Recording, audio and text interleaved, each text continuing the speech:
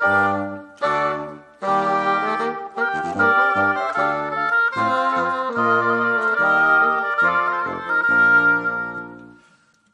hoy vamos a mostrarles dos instrumentos de la familia de los vientos madera, el oboe y el corno inglés. Estos dos instrumentos son instrumentos de doble caña, es decir que para producir nuestro sonido necesitamos de la ayuda de esta cañita. Esta caña tiene un sonido propio particular que es bastante gracioso y suena así.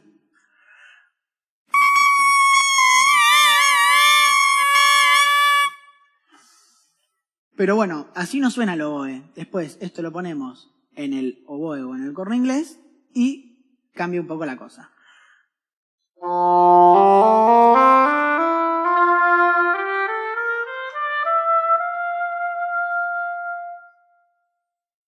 Bueno, esas son algunas similitudes que tenemos entre el oboe y el corno inglés. Y ahora yo les voy a explicar un poco todo lo que tenga que ver con el oboe. Mi nombre es Agustín, yo soy el solista de oboe de la orquesta y quería mostrarles que el oboe es un instrumento que tiene tres partes. Por un lado está la campana, que es la parte inferior, la última del oboe. Por otro lado tenemos los dos cuerpos más grandes. El cuerpo superior,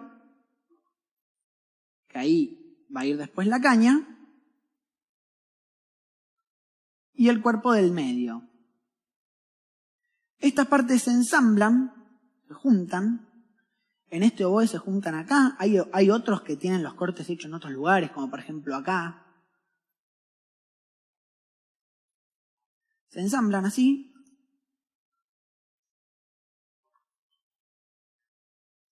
Pero así como queda, no sirve de nada porque ya vimos que necesitamos nuestra preciosa caña. Si yo soplo acá, no pasa nada. Si ponemos la caña,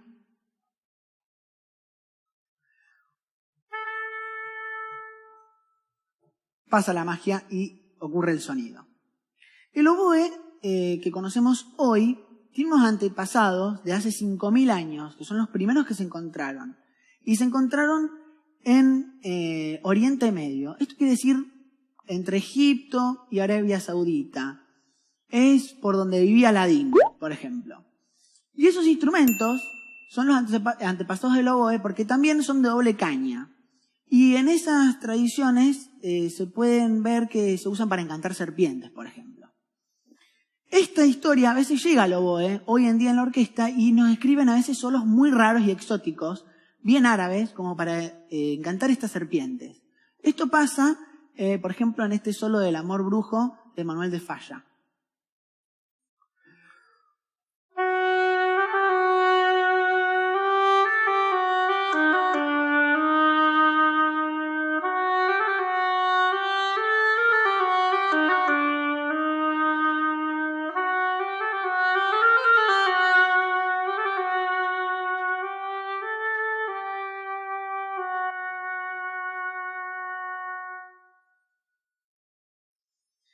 Estos instrumentos llegaron en un momento a Europa y en 1685, por pedido de un compositor de la corte de Francia, se pidió adaptarlos y se llegó a este resultado. El primer oboe fue algo parecido a este. Ven que no tiene llaves y después de este oboe fueron evolucionando. Hay un montón de oboes entre medio de estos dos que van teniendo cada vez más llaves hasta llegar a este que tenemos hoy en día. Por esos tiempos, es decir, por 1685, 1700, al oboe se le atribuían un montón de roles para exaltar las emociones. Por ejemplo, Vivaldi escribía muchas veces movimientos alegres, como en los primeros movimientos de los conciertos.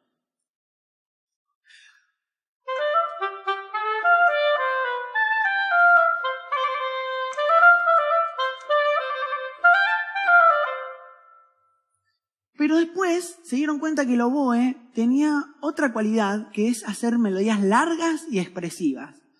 Esto, por ejemplo, pasa en el segundo movimiento del concierto de Haydn, cuando ya cambia todo el humor por completo.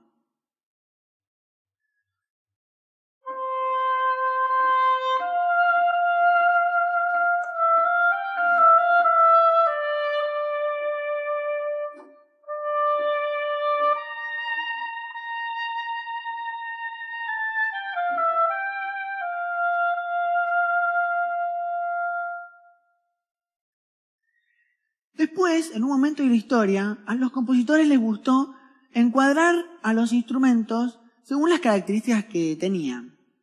Y el oboe tuvo dos características bien definidas. Esto pasó en el romanticismo. Entonces, para los compositores, el oboe empezó a tener estos roles, como por ejemplo el de la mujer. ¿Por qué? Porque tiene el mismo registro que una soprano. Entonces empezó a usar mucho para acompañar a las sopranos en las óperas o a veces para ejemplificar a una mujer en una obra. Esto pasa, por ejemplo, en el solo de Don Juan de Strauss, en donde el oboe ejemplifica a una mujer de la cual Don Juan se enamora.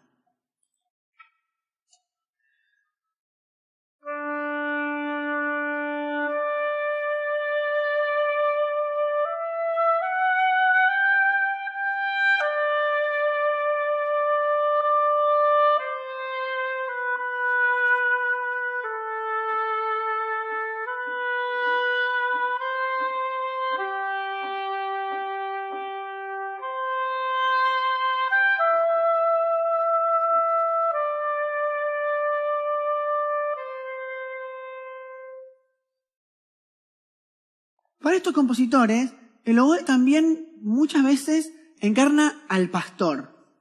Y no solo el oboe, sino también el corno inglés. Entonces, ¿por qué el pastor? Bueno, porque los pastores también tenían estos instrumentos de dobles cañas con los cuales pastaban las ovejas. Y a un compositor, Beethoven, se le ocurrió hacer una sinfonía que graficaba todo lo pastoral y en un movimiento, que es el tercero, le da un solito al oboe que representa como los pastores danzando sin preocupaciones.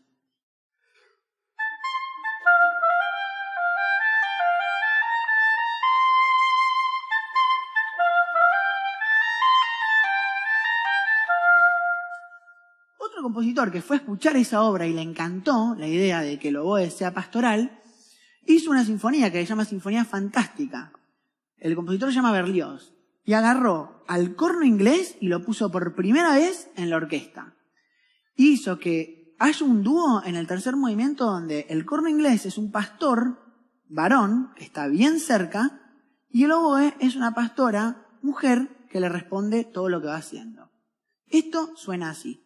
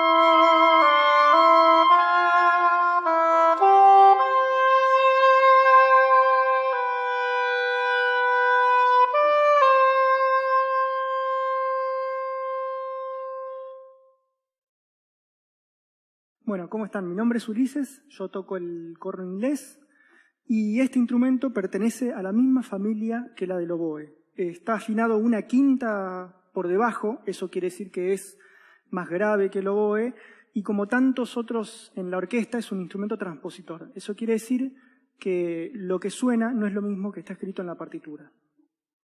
Como podrán ver, a simple vista tienen similitudes y diferencias, y por ahí las diferencias más notorias son la parte de la campana, si la comparamos con el oboe, es bastante más grande, ovalada, y también la boquilla va apoyada en un tudel de metal que es un poco más largo y curvo que el oboe. En cuanto a la sonoridad, este instrumento, por sus características y cómo estaba construido, tiene un timbre un poco más oscuro que el oboe, es muy cálido, es muy expresivo y tiene una cualidad única que se destaca muy bien en música de carácter lento, lamentable, música triste, pero también es muy bueno demostrando su carácter en música alegre, música pastoral, como dijo mi compañero. Y como vamos a observar en el siguiente fragmento que voy a tocar, podemos escuchar la calma antes de la tormenta.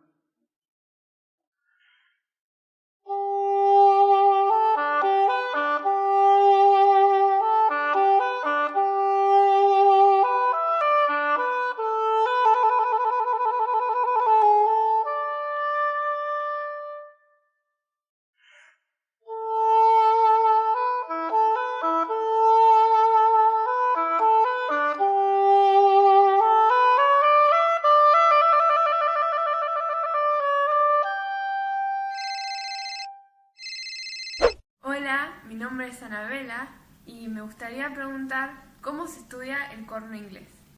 El corno inglés es, primero que nada, hay que empezar con el oboe, casi siempre. Es cuando nuestra profesión como músicos en una orquesta, lo primero que se exige es que podamos tocar los dos instrumentos.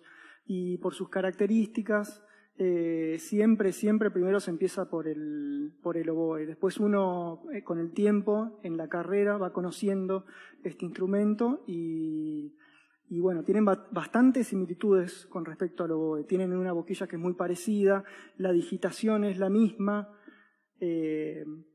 la forma de soplar es muy parecida también. Entonces, cuando uno pasa al corno inglés, es casi lo mismo, no es lo mismo, pero es muy parecido a tocar el oboe. ¿Los instrumentos en la orquesta se afinan todos al mismo tono? Bueno, qué buena pregunta, porque justo el oboe tiene ese rol en la orquesta. Somos los encargados de dar el la antes de iniciar cada concierto. Y sí, todos tenemos que estar en el mismo tono, todos tenemos que vibrar de la misma manera. Lo que se hace en cada orquesta es elegir una frecuencia, que quiere decir cuántas veces vibra la nota por segundo, para después darla y que todos estemos en la misma sintonía. En nuestra orquesta la frecuencia que elegimos es 441. Eso quiere decir que la nota vibra 441 veces por segundo. El oboe da el la, todos estamos en la misma sintonía y después podemos empezar a tocar todos juntos. Bueno, muchas gracias por estar con nosotros. Estos fueron el oboe y el corno inglés y esperamos verlos en los próximos conciertos.